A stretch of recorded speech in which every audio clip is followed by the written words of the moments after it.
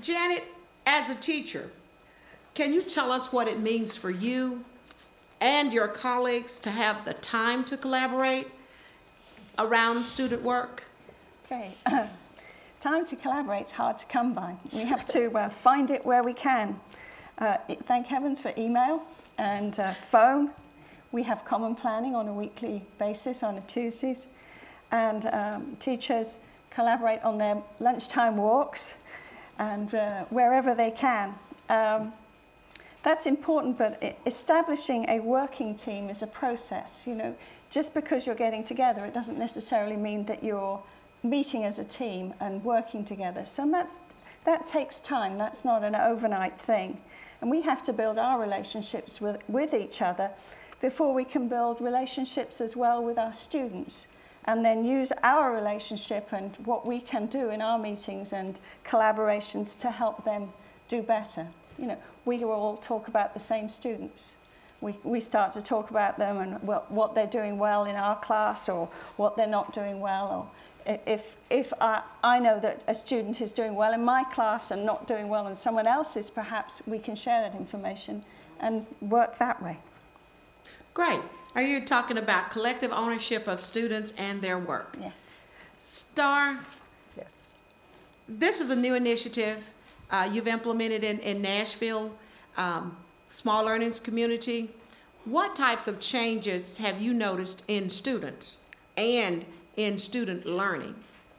Okay, we're just beginning. Next year, our goal is to have smaller learning communities and ninth grade academy model in all of our comprehensive high schools. And the biggest change I see here is that we have what are called mess teams. It won't be a mess. They're going to be math, English, science, and social studies. We're very deliberate about how we're working with that.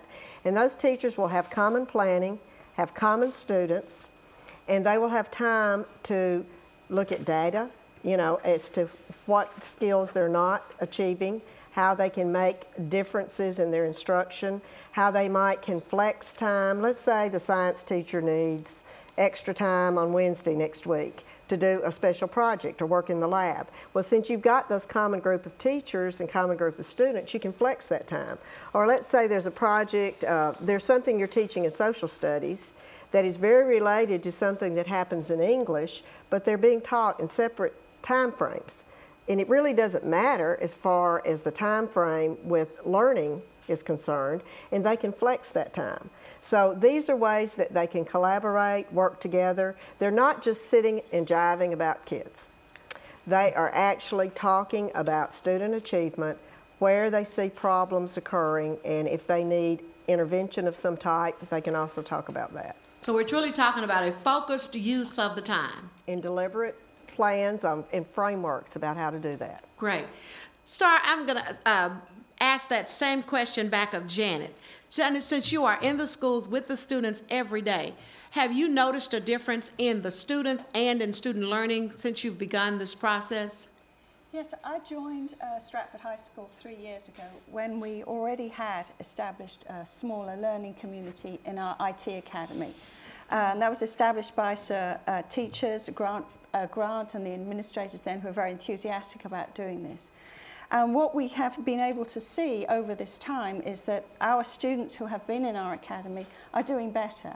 They were seeing more A's and B's, we're seeing better attendance during that time. So there really is a benefit to that. Great. I'm coming back to Star now. Okay. One of the strategies that we've implemented in our work is called academic intervention. Can you talk a little bit about what that means and what the roles of the teachers working together means in that situation? Okay, let's say a student is not achieving the way they should, or a group of students isn't achieving the way they should. In science, the science teacher says, you know, I need for them to understand a math concept, and this group of students doesn't understand it.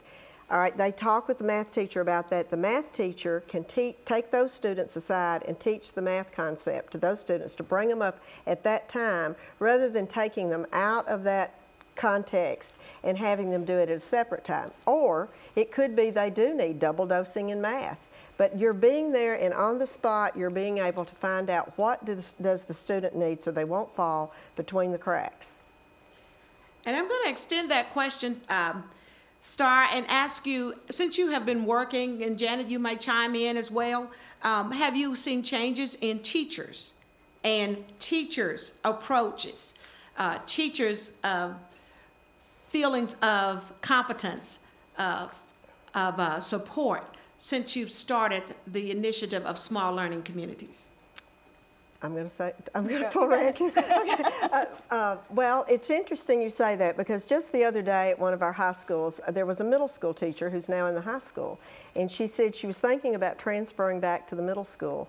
And the reason she's not is because the Small Learning Community Initiative is coming to that school. She said in middle school she felt like she had support because of the camaraderie of the teaming with teachers. In high school, she felt like she was having to do it so alone by herself because it was like she was in a silo. She went to her room and she really didn't work in concert with other teachers. On the other side of it, this is very difficult for a lot of teachers to give up that ownership because they're accustomed to that paradigm. So it is a big paradigm shift for teachers in high school. Janet, would you like to add anything to that? Yes, I think some teachers may view sharing as that what they're doing is not good enough, that they're having to use somebody else's. But once you have got over that kind of hump of a thought and you start sharing with other teachers, you realize that by team teaching and by sharing ideas, that you're pooling together all the best ideas and coming up with something really special. Having come from one school where they didn't to another one where on my first meeting I was when Newt and I were talking, said, yeah, we're working as a team here. And I went, yeah, okay. Because I really didn't know what a team was. But over the last 3 years, we've built up a real close team at the school of working together and sharing. And that's very different.